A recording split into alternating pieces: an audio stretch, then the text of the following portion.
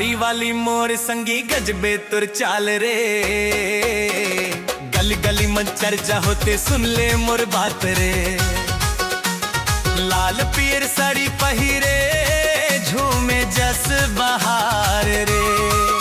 तोला देख के धर के मोर छोटे छोटे दिल के तार रे।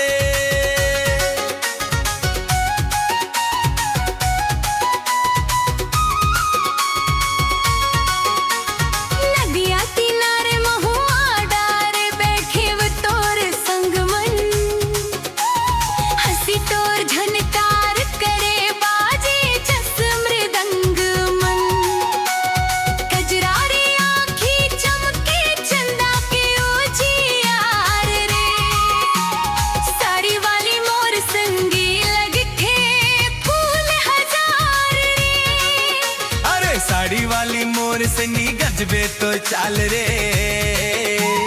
गली गली मन चर्चा होते सुन ले मोर बात रे।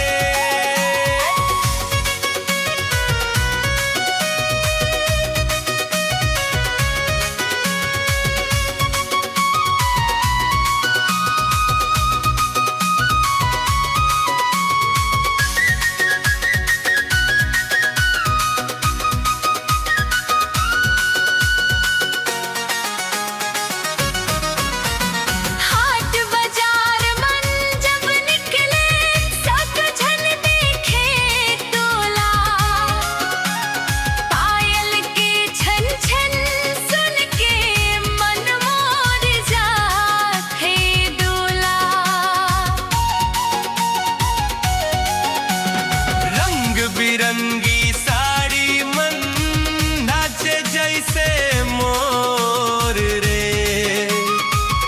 तोर माया में खो गे हवो नहीं दिखे अब कोनो रे। रात ना जाके मरी मन संग संग नाचन दोनों। ढोलक के खाप सुन के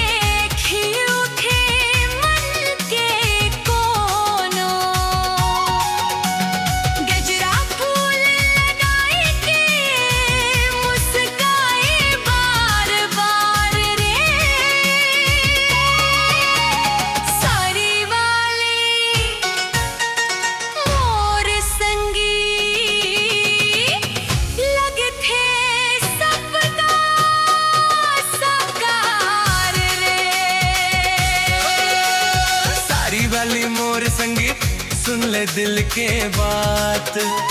तोर नावले सज गे मोर हर सपना हर रात। नदिया डोंगरी जंगल गाथे तोर माया के राग रे। तोर बिना अधूरा लागे मोर जीवन के भाग रे।